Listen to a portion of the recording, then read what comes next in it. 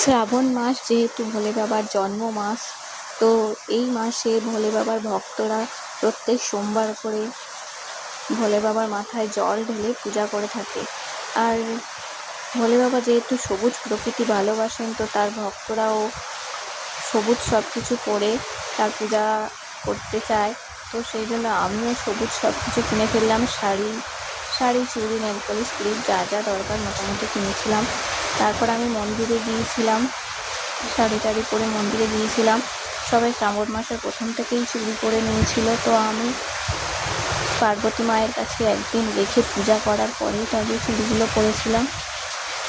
তারপর সবুজ একটা টিপ পরেছিলাম, সবুজ শাড়ি, সবুজ ক্লিপ সব কিছু পরে নেওয়ার পরে চুড়িগুলো পরে নিয়েছিলাম। নেওয়ার পরে আমি একটুখানি স্টাইল করছিলাম, চুড়িগুলো পরে দেখাতে আমি স্টাইল করছিলাম একটু।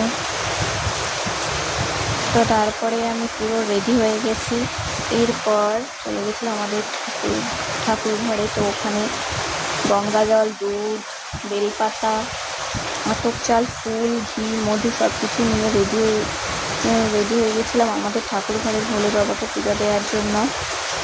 তো সেখানে দেখো ভোলে বাবাকে ঘি মধু দিয়ে স্নান করিয়ে নিয়ে তারপরে দুধ, গঙ্গা জল ঢেলে ফুল, বেলপাতা, আতপ চাল সব কিছু দিয়ে পূজা করে নিচ্ছিলাম। এর মধ্যে দেখো আমার বর এসে গেছে। আমাদের বাড়ির পাশে যে মন্দির আছে সেখানে যেহেতু ঠাকুরমশাই এসে পূজা করবেন, ওখানে প্রত্যেক সোমবারই পূজা হয়, তো সেই জন্য একটু ফল, মিষ্টি, সন্দেশ এনে দিয়েছিল। তো আমি এখানে আমার পূজা হয়ে গেছে ঠাকুর ঘরে। এরপর আমি সব কিছু রেডি করে চলে গিয়েছিলাম মন্দিরে।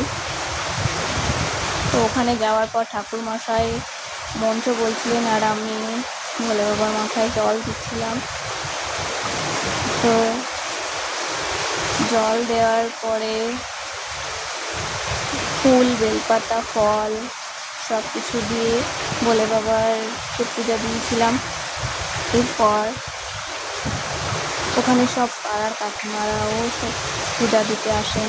তো দেখো এরা সবাই এসেছিল পূজা দিতে।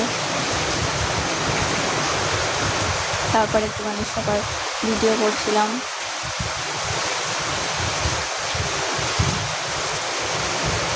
তারপরে আমরা একটুখানি সেলফি তুলে নিয়েছিলাম। সেলফি তোলার পর আবার একটুখানি ভিডিও করলাম। কাকিমা ঠাকুমা যারা সবাই পূজা করেন সোমবার করে, প্রত্যেক সোমবার আমিও তারপরে প্রণাম করে নিয়েছিলাম।